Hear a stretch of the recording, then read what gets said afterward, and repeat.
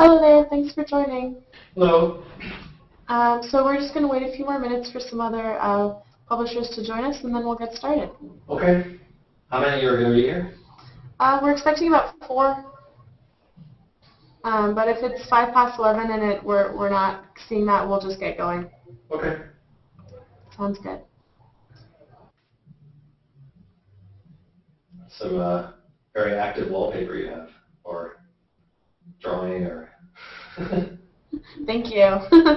We try to keep it entertaining. Quite a background, isn't it?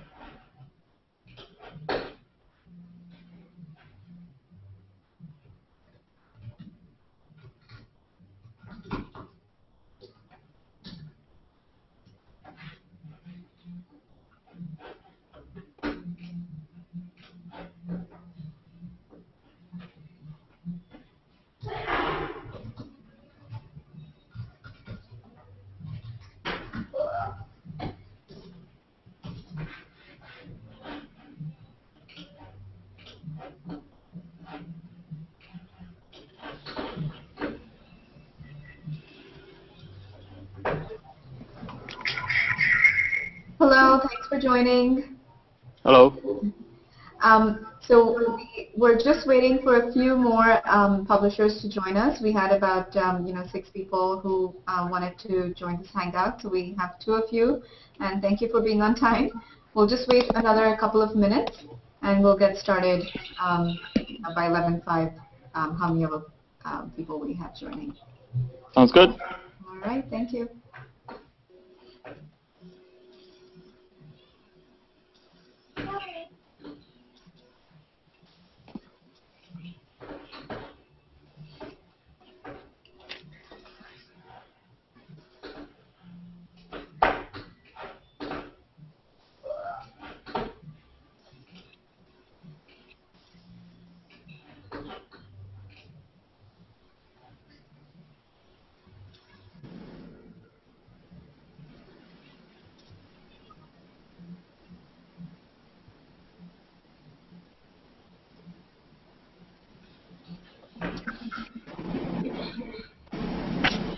Hello there, thank you for joining. So I think what we'll do is, we can get started with some introductions. What we'd like to do is just kind of go around the room. If you could all tell us a little about yourself, your website, that would be really helpful. And then I have Amy Harding as well over here, who's from the Google Consumer Survey Group. And she'll get started with the presentation.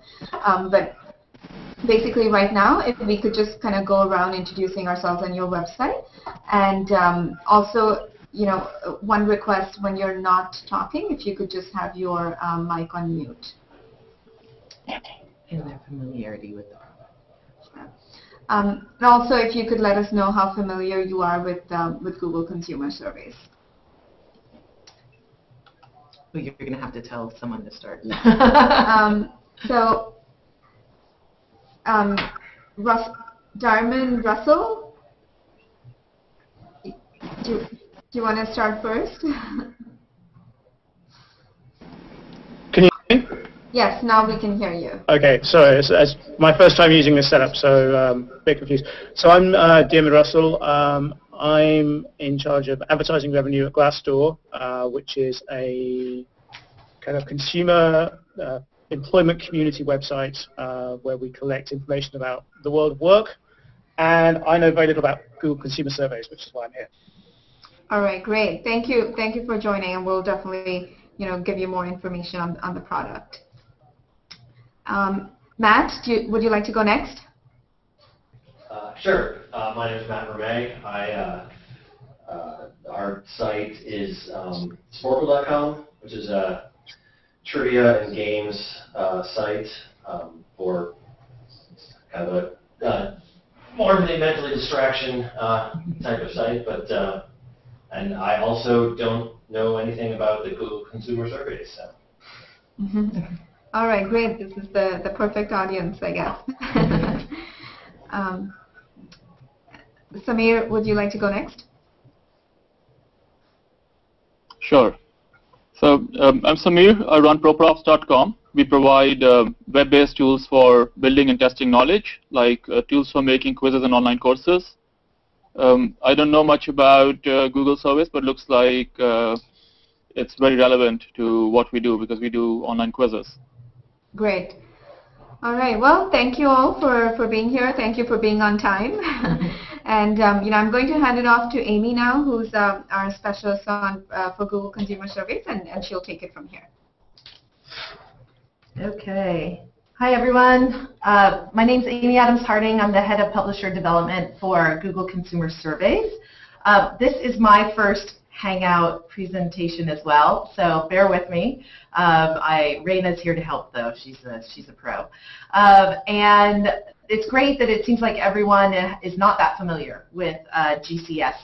So we'll do sort of the full introduction. What I'd like to do with our time is give you a little bit of background on the product, how we came about, and then some of the results of our trial period. We've been in trial for 8 months now, so we have a lot of good learnings. Oops, it looks like I froze. Okay, and then I actually will take you to a couple of sites that are trialing with us, because I think the best way to really talk through what the offering is for our publisher partners is to just show you a few sites that we're on. We can talk about the controls that are built in, the benefits to the publisher. We'll talk a little bit about the monetization aspect, because I know that's important. That's why we're all here. And then we can just spend a couple of quick minutes on what implementation and next steps would look like. Does that sound good for everyone? You can just nod. And if you have any questions, so I don't use PowerPoints. I think we're all PowerPointed to death. So so please just, this is a conversation. Please pipe in with any questions. I know you're all on mute now, but I'm happy to be interrupted. I want to make sure that this is useful for all of you. So why don't we just dive in right, chat for questions? The chat box, whichever people prefer. Okay, so either you can chime in, or there's a chat box on the upper left-hand corner. You can just click on that, and if you want to chat, that'll pop up to me. Great. All right. High tech. Okay, so let's start. So once again, my name's Amy. I came to Google through DoubleClick, actually. I used to be the VP of buy-side sales for AdX. So if any of you are using AdX, I'm very familiar with that product as well on the other side, on the sales side. And moved over to Google Consumer Surveys in September of this year. There were 4 of us on the product. We're an autonomous unit, which means we're an internally funded startup within Google. So it's a little bit of a different way to grow a product, but it means that we're very nimble. We take feedback from our partners, and we're able to turn that into product improvements very quickly. So I am looking forward to your feedback on the product. So please don't be shy. In terms of our results to date, as I mentioned, we've been in trial for about, I'd say 8 months now. We've served over 300 million of these surveys.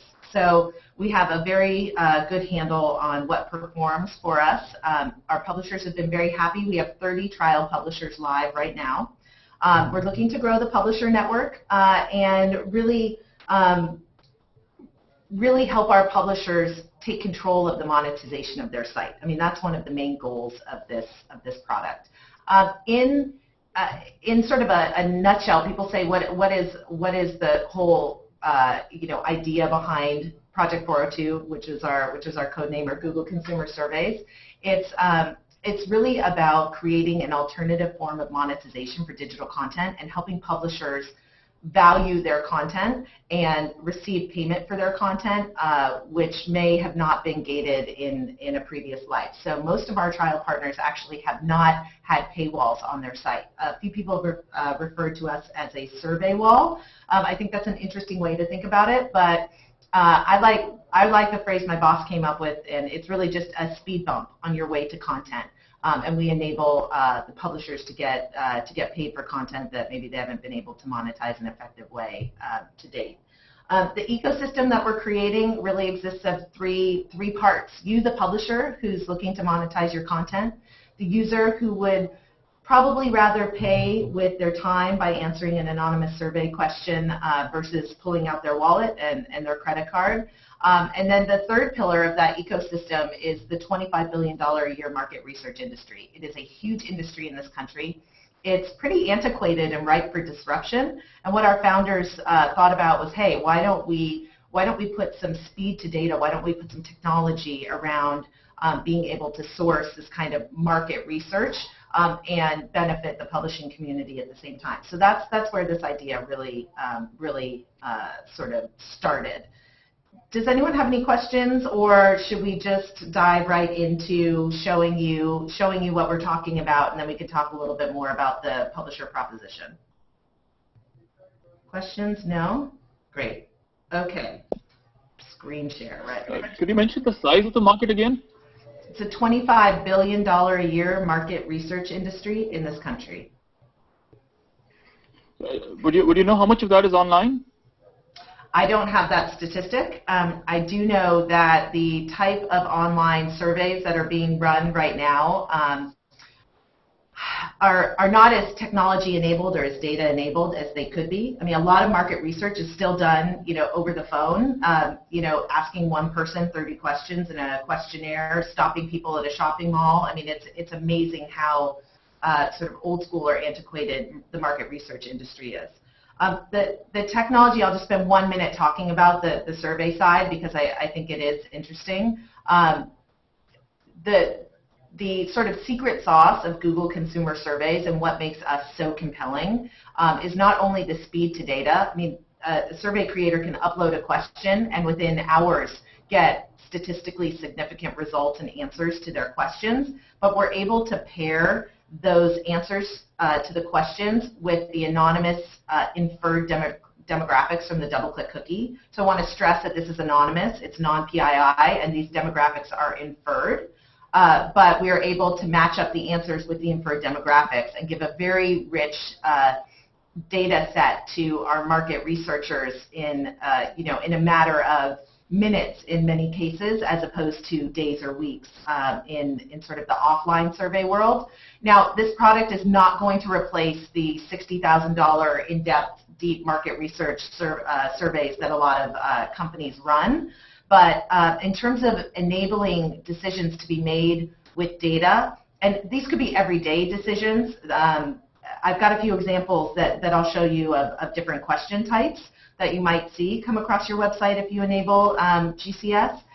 It's really about democratizing that ability to get to the data quickly and make it cost efficient for even startups to start making decisions instead of just with a gut feel to go ahead and put some data behind it.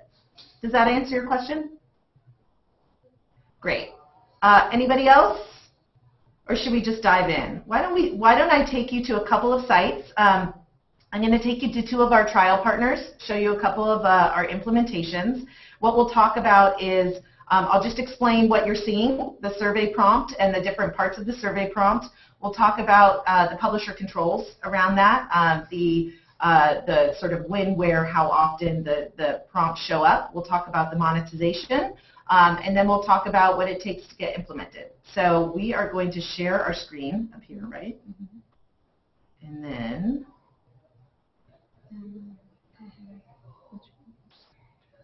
desktop? I'm on desktop.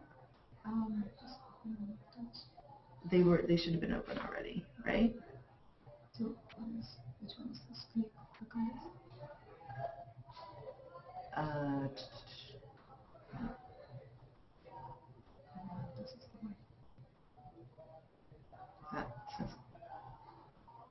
Okay, hold on, guys. Sorry, we had these open before. Yeah, hold on one second.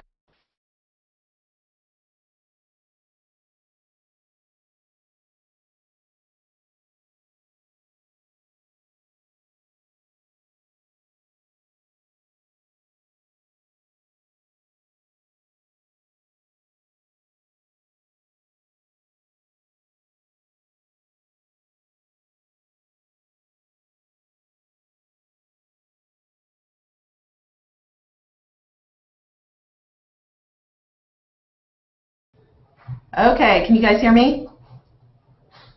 Okay, are you seeing Adweek right now? Can you nod your head if you're seeing Adweek? No, you're still seeing me. Yeah. Okay, here we go. Screen share again. There we go. All right. I can't see you anymore, so can someone unmute and tell me if you're seeing Adweek?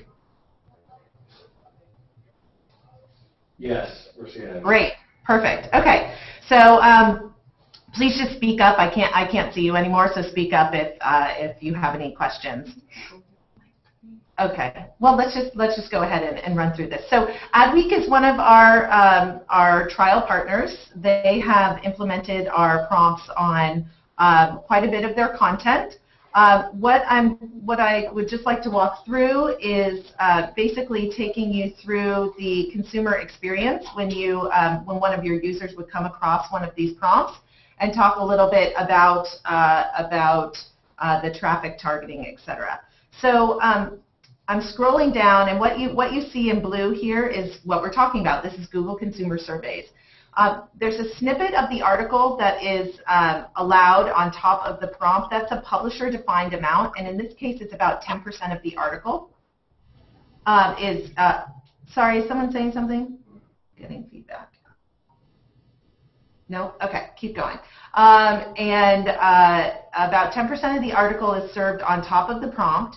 Then our prompt fits in line with your content, and then beneath it, as you can see here, the rest of the content of the article is grayed out. And in order to access or unlock the rest of the article, the user must do one of two things. Either they answer the survey question. We call this our micro survey. That's at the top part of the prompt. And in this case, it's an image preference question. Or on the bottom of the prompt, you'll see, in this case, some social sharing options. We call this the alternate action. This is also publisher determined. And you as the publisher decide what you would like to do with this space. So we have a lot of different types of implementations here. Obviously, there's social share, so you can like on Facebook +1, tweet about this article, or you can actually put an email sign up in there. So ask your user to, if they want to unlock the rest of the content and they don't want to answer a question, they can actually sign up for your daily email. Or you can ask them to log in or subscribe. So lots of different options here. So really, if you think it, we can do it, but we believe that users deserve a choice here. So if they don't want to answer the question, they can take this alternate action and still unlock the content. A couple of other things here. The micro-survey consists of either a 1 or a 2 question market research question. We just talked a little bit about those a minute ago. But the way those are being sourced is that I have a counterpart named Monica, and she's got a team that works with the large market research houses, with CPG companies, with some of our own sales teams internally to be sourcing these market research questions. We also have the self-service capability for really anyone to log in and be able to ask a question of the U.S. population. I will tell you that these questions are all screened and have all the same AdSense and AdWords rules and policy restrictions around them to make sure that content is always appropriate, etc. So just in terms of the types of questions you would see on your site, just wanted to make sure that you knew that they were all pre-screened in sort of the typical Google way. Does anyone have any questions about what you're seeing right now before we talk a little bit about traffic targeting? And someone's not on mute, so I'm getting a little bit of feedback. If you could check your mute button, that would be great. Okay, so let's talk about how you as a publisher would determine where this shows up. So a few things. The type of content that we're seeing that works best with these prompts is U.S. only, because market researchers are only interested in U.S. only responses at this time, and 18 plus. We're actually not allowed to ask questions of users who are under the age of 18. So I know one of you mentioned that you had sort of a educational or tool creator for a survey or a quiz creator. We want to use these prompts on the content that was drawing more of the educators and less of the students, for example. And we would work through this with you during our implementation process, which we can go over in a second. The type of content that performs the best, and by perform I mean gets a high answer rate, or a lot of people clicking on the answers or the alternate action, would be content that's unique and very desirable. And by desirable, I mean users really want to read that content. And that's important, because the more unique or desirable the content is, the higher the click-through rate and the more money you're going to make off of these prompts. We'll just spend a second on monetization here. You as a publisher are paid 5 cents every time a user answers one of these questions.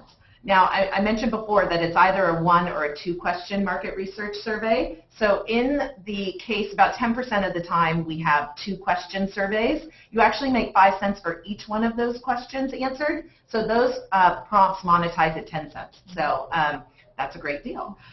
We are seeing a very wide range of RPMs, and it really depends on the content and the type of user that you're targeting. So on the low side, we see maybe a $3 or $4 RPM. I'd say that's really rock bottom. On the high side, we're seeing up to a $20 RPM.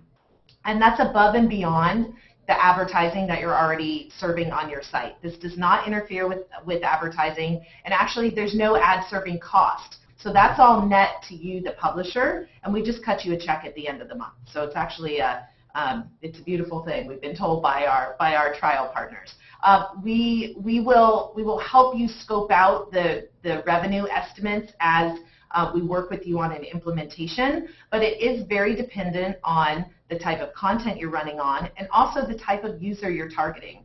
So another point of flexibility with these surveys is that you as the publisher determine not only the content you want to run it on, but also the type of user you want to target. So for example, you could choose an implementation where you'd only show these prompts to search referral traffic. Publishers like that because it's very high bounce rate traffic anyway, so any additional monetization for that type of traffic, the one and done kind of traffic, tends to be a good thing. However, I will tell you that higher bounce rate traffic will lead to a lower answer rate with these surveys. So once again, this is something that we scope out with you, but the point I want to make is that we are very, very flexible, and this is a very publisher sort of driven and focused product. You are enabled to put these prompts where you want them, to show them when you want them, and also frequency cap. So we're a big believer in frequency capping. We actually don't think that these prompts should be plastered all over your site. None of us think that that's a very good user experience. And we do have some publishers who are using these prompts.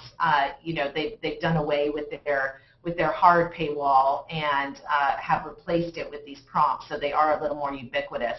But our default frequency capping is 1 in 24 hours, for example. So it's pretty light, but you as the publisher control that. You can also use these prompts in a metered way, meaning you don't have to show the prompts on the very first page view that the user comes to. You could bury it maybe 2 or 3 articles deep or 2 or 3 page views deep.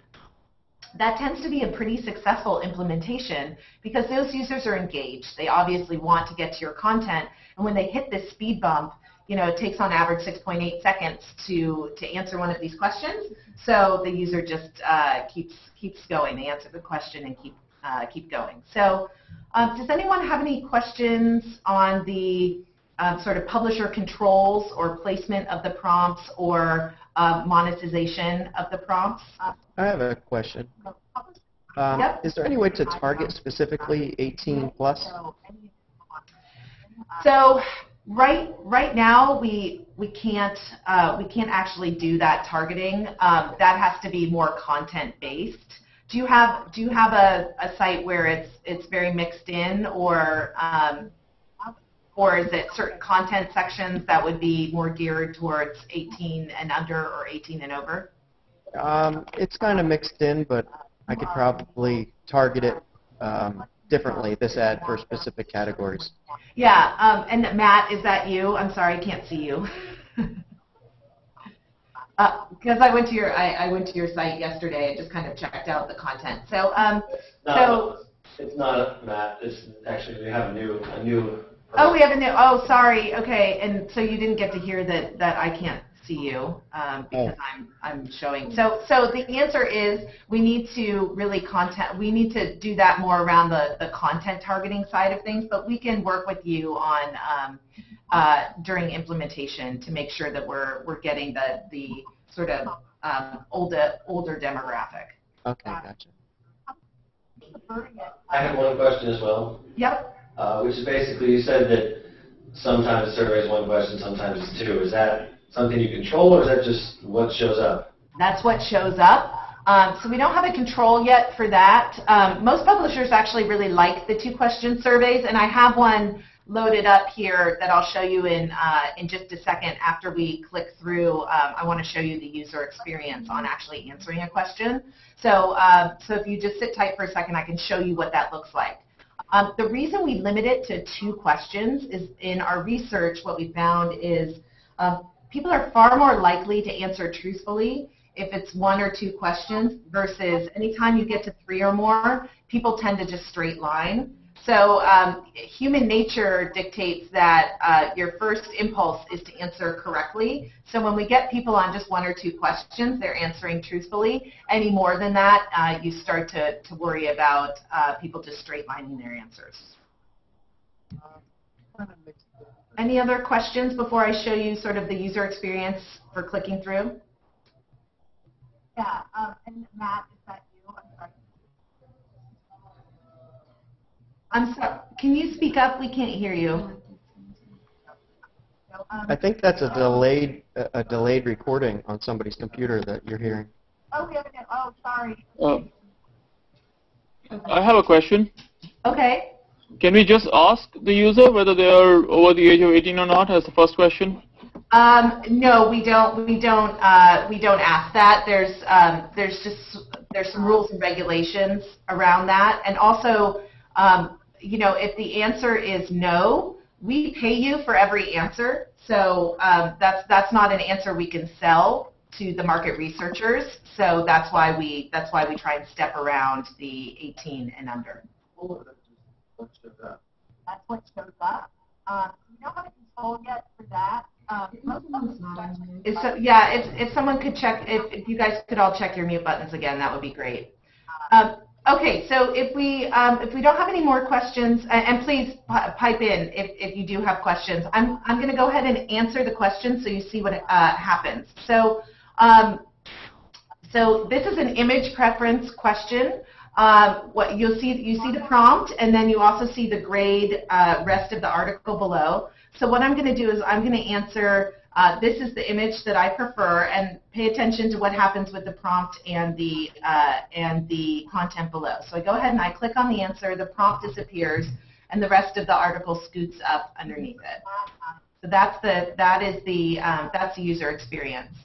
So here I am on limaohio.com. I just switched over to another one of our test partners. This is a regional website. They're part of Freedom Communications. They've been one of our longest standing partners, and they actually are one of the sites that had a paywall previously and decided that they were making more money using our prompts rather than asking their users for credit cards.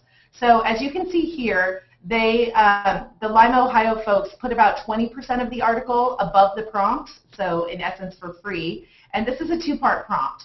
So as you can see, the question, do you own or know somebody who owns a franchise or small local business? So below it, it says question 1 of 2. So I'm going to go ahead and answer, I know somebody who does. And then I'm served another question very quickly right afterwards, and it says question 2 of 2. Which social networks do you generally make use of? And this is a multi-select question, so I'm going to answer Google+, Facebook, and LinkedIn for MySpace. Not on MySpace anymore. I'm going to submit the answer, and the same thing is going to happen. The prompt disappears, and the rest of the content scoots up underneath it. So that's really the user experience here. I'm going to see if I can find you all again on Hangout. Okay, good. Now I can see everyone. So any questions there? So does this, the way you have the what I can't see, is this only intended to be used on text content? Oh, very good question. No, we are able to use these prompts on video and image galleries as well. We have a different iteration of the prompt. It looks more like an interstitial. So that is a different implementation, but it's very it's actually very popular. Would you like to see it really quickly? I can that'd be great. Show it to you. Okay, Yeah. Hold on one second. Screen share again. Oops. Come on. Desktop? Oh, open one of the browsers. Thank you. Are you all seeing Lime, Ohio again? I see you. You see me still. Okay, so it didn't share. Hold on. Question: do you own or know somebody? That's what I think you have to click through here. A small local business. Okay, are you seeing Lima again? Yep. Okay, so I'm going to go to, let's see, Star Tribune. Have you been to the Star Tribune lately? Okay, good. These folks have a 1 in 7 day frequency cap, so that's why I asked Raina if she'd been here recently. So I'm going to scroll down to their image galleries, and so because we don't control where these prompts show up, you have to bear with me because I'm not always sure where these prompts are going to show up. So that is not there. I want to go to the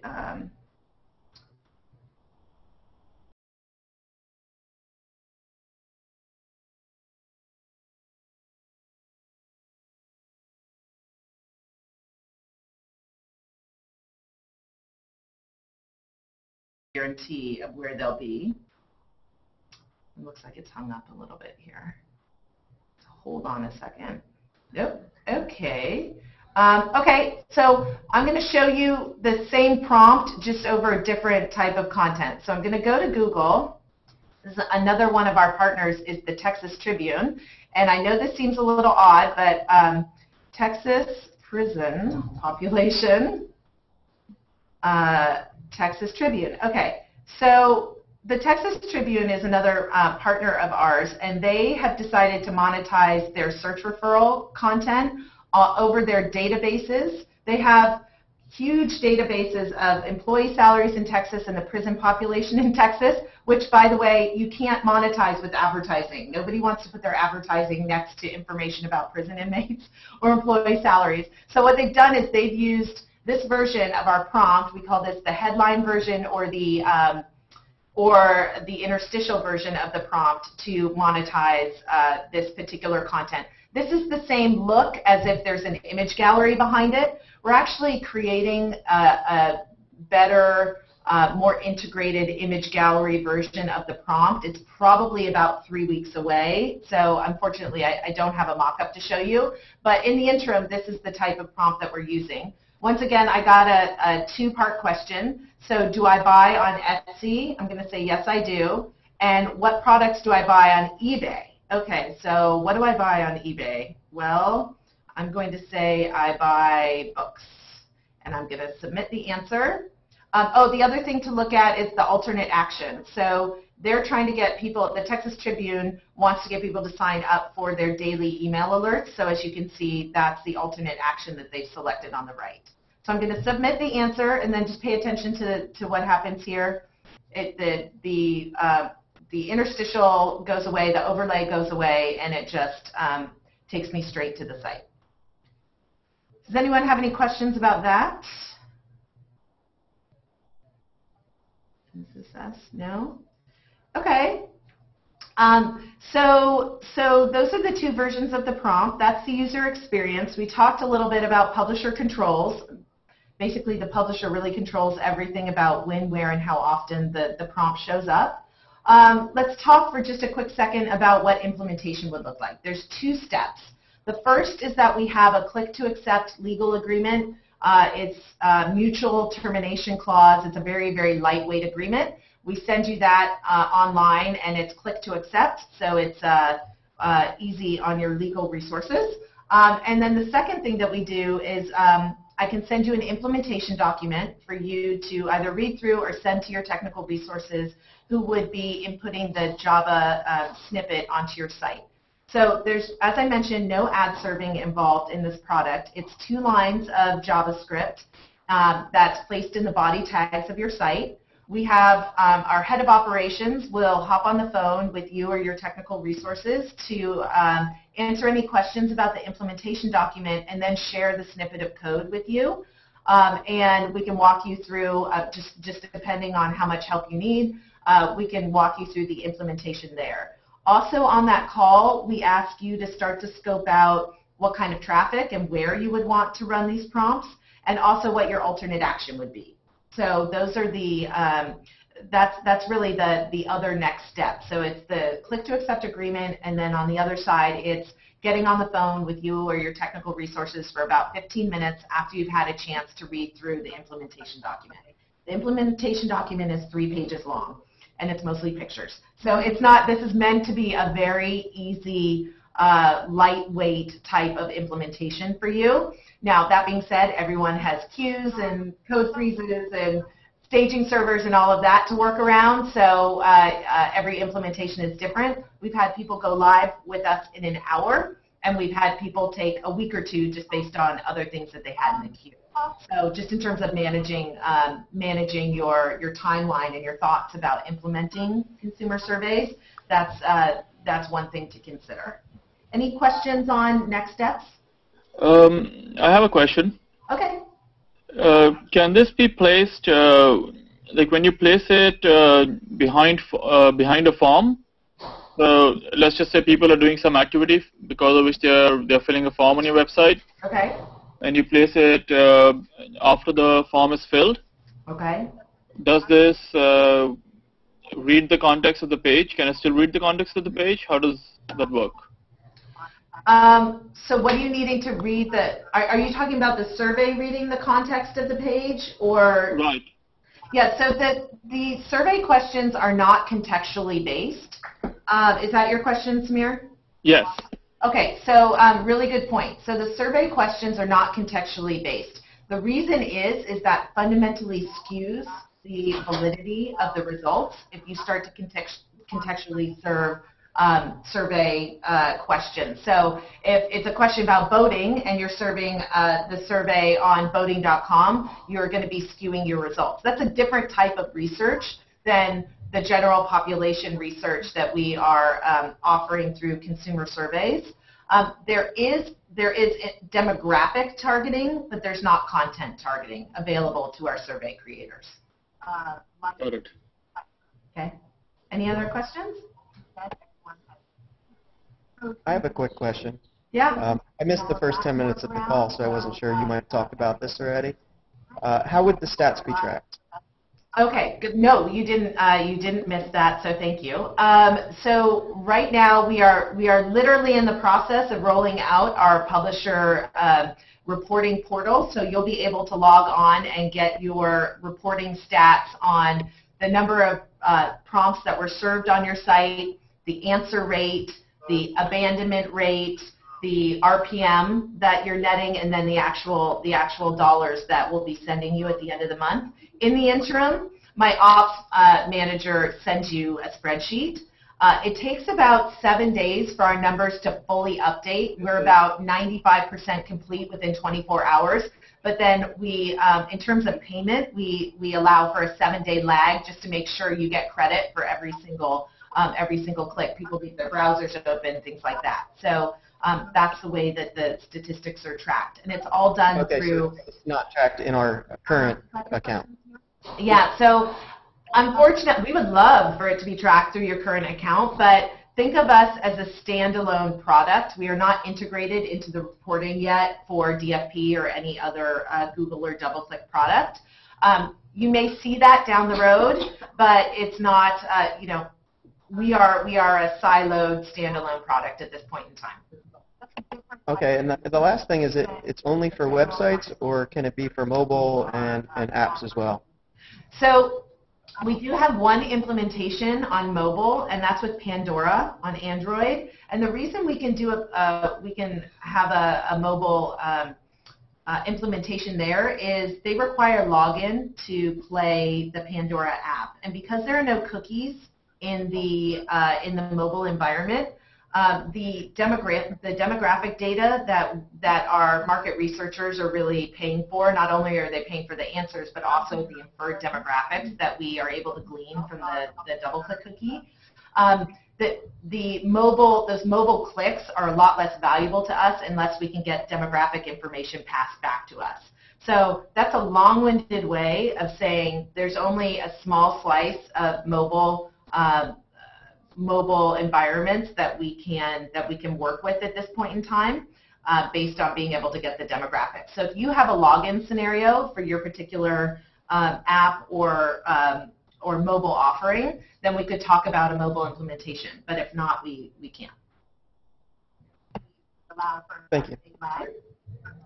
We're working on it, though. Like, we can solve that problem. My husband thinks my next company needs to be solving the cookie issue on mobile devices, but then we can buy a house. But haven't gotten there yet. Everything at the New York Summit was all about mobile, so I wasn't sure if you guys moved to that step yet. Yeah, no, it's a legitimate question, and we're actively working on it, but one of the, and I think you did miss the sort of secret sauce about this product is being able to not only give our market researchers, the survey creators, really, really quick answers. It's quick answers with the additional layer of the inferred demographics from the cookie. So it becomes a very, very compelling data set very quickly to them. So unfortunately, we can't get to that as easily through the mobile environment. Right. Any other questions? Yeah, I've got a quick question about kind of the trafficking side of things. I understand you said that this product isn't trafficked like an ad, so what controls do we have over if we want to change the frequency cap or those sorts of things relatively quickly if we think it's maybe not helping us? Right. So actually right now, what you do is you email us and we help you change it. But in the near future, we want to have a dashboard that's going to enable you to turn up and down the frequency capping. So it really depends on your CMS as well. So as part of the implementation call, that's what our head of operations, will talk to you about. And we do mean for when people implement consumer surveys, we really like to see you experiment with it, different types of content, different frequency capping, because we also learn from it. We're a pretty new product, so we like to learn what works best for you. And after implementation, about 2 weeks after implementation, we'll hold an optimization call with you and take a look at the results from the first couple of weeks and think about, okay, is it going well? Do we want to try and optimize to get even higher answer rates or click-through rates? So that's one thing that we'll look at with you about a couple weeks after implementation. We do like to let it run for a couple of weeks. There's also a habituation curve. The more your users see these prompts, the more they get the trade-off of, oh, I just answered the question, then I get to see the content for free. So we like to give it a little bit of time to run on your site before we jump in and optimize with you. So then related to that, presumably you will be providing stats about both the survey action, but also the kind of alternate actions that you had. Yes, so we report on that as well. You had like a Google Plus, like a Facebook Live. Yeah, tweet so vote or something. we report on that to you. I will tell you that it's like a 1 or a 2% response rate on the alternate action. People like to answer the questions. It's quicker than thinking about tweeting about the article or entering in your email address. It's nice to have because it's really nice to offer the user a choice, but it's also, we haven't seen higher than a 5% response rate on the alternate action. But that's usually good because most publishers are interested in making the money from answering the questions. We don't pay you when someone takes the alternate action because obviously that's going to be something that benefits you down the line, but we don't charge you for it either. It's just kind of a freebie. Okay. No, I'm just trying to understand because we have a few action walls on our site right now, so I'm just trying to figure out how it would fit with that. Yeah, okay. So any other questions? Has this been helpful? Yes? It's been great. I guess the last question would be how to get the implementation information. So if you'd all like me to send out, Rena, do you have email addresses? I believe I have everyone's email address. So we can I can give these email addresses to Amy, and would you like to reach out to them? Yeah, so maybe what I'll do is send out, if everyone's interested in seeing the implementation documents, I can just send out an email that says, here's the document, here's the next step. Let me know if you would like to receive one of the click to accept agreements, and then I'll go in. I have to go into a different system and actually get that generated for you, just so we can get that side started, and then at the same time we can get on the calendar for an implementation call with Chi and his team on the operations side. I have a question. Sure. So I'm going to go back to my previous question. I've been thinking about it. So we have a website with a fair mix of educators and businesses using our website across their large employee base. Mm-hmm. In such cases, how do you typically figure out who's under 18 and who's not? Is it mostly based on context? Is it based on category of content, or what are the things that have worked well? So yes, in cases where there's a degree of mixture across your site, we will definitely only want to run the prompts in areas that are geared towards the 18 plus demographic. We can report on it back to our survey creators, but we actually have to throw those results out because you're not allowed to ask market research questions of non-adults, basically. So those results are not valuable to our market researchers. So we can't target it on the front end, but we can report on it on the back end. So that's why in your case, if you do have a site that appeals to a wide age range, we would have to choose our implementation very carefully. Typically in the sites that we've been talking to as we're rolling out Google consumer surveys, we've been targeting sites that are definitely skewed towards the older audience because that's obviously going to get us the most valid answers for our market researchers. And so you said on the back end you can track whether or not they were 18 plus. Does that mean that if you find that they're not, then you don't pay for that then? Is that... Well, right now we're paying for it, but we won't want to continue the implementation if we're ending up paying for answers that are invalid for our market creators, because that means we just lost money on it. So that's why on the front end of the implementation we want to be very aware of wanting to target or to implement on content that is far more heavily skewed towards over 18. So yes. Okay. So maybe the next step would just be to send. I'll get the email addresses from you, and I don't think they can see us. You guys can't see us, can you? No. All right. Now we're frozen. There you go. All right, so thank you all for being here. We have another 10 minutes, so if there's any more questions, we can definitely take that. But if not, in terms of next steps, I have all the email addresses because all of you RSVP'd, so I'll share that with Amy, and she'll be in touch with you. And if there's anything else, you can always follow up with your account managers as well. And we'll be able to relay that information. Sounds good? Yep. Okay.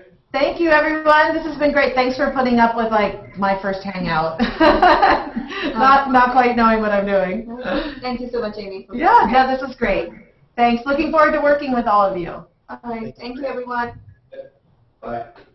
Bye.